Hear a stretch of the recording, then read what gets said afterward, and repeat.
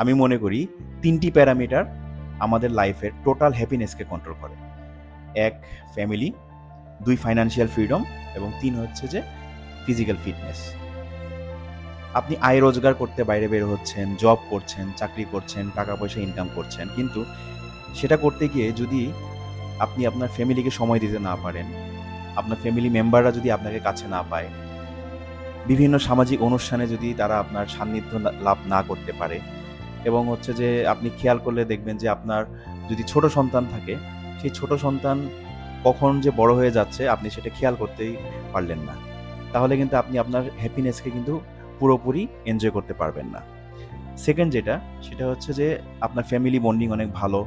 Family মেম্বারদের সঙ্গে আপনার সম্পর্ক অনেক ভালো। কিন্তু ফাইন্যান্সিয়ালি আপনি স্ট্রাগল করছেন, ফাইন্যান্সিয়ালি একটু কমপ্লিকেটেড সিচুয়েশনে আছেন, টাকা-পয়সার দিক থেকে একটু ঝামেলায় আছেন। সেই ক্ষেত্রেও কিন্তু আপনি হ্যাপিনেসটাকে এনজয় করতে পারবেন না। এবং থার্ড যেটা, সেটা হচ্ছে যে আপনার ফ্যামিলি বন্ডিং ভালো, আপনার ফাইন্যান্সিয়াল ব্যাকআপ ভালো, টাকা-পয়সার দিক থেকে আপনার সেরকম কোনো সমস্যা নেই।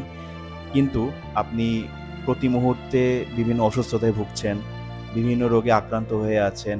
আপনার ডায়াবেটিস আছে, আপনার হার্টের সমস্যা আছে, প্লাস আরও বিভিন্ন ধরনের হয়তোবা ফিজিক্যাল ইস্যু আছে। সেই ক্ষেত্রে কিন্তু আপনি আপনার হ্যাপিনেসটাকে কিন্তু পুরোপুরি এনজয় করতে পারবেন না। এজন্য আমি যেটা মনে করি সেটা হচ্ছে যে আমাদের এই টোটাল লাইফে যদি আমরা এই ৩ টা প্যারামিটারকে যদি আমরা ব্যালেন্স করে রাখতে পারি, সেই ক্ষেত্রে কিন্তু আমরা অ্যাকচুয়ালি লাইফটাকে কিন্তু আমরা সুন্দর মতো দেখতে পারবো এবং আমরা কিন্তু আমাদের হ্যাপিনেসটাকে এবং সুন্দর মতো এনজয় করতে পারবো।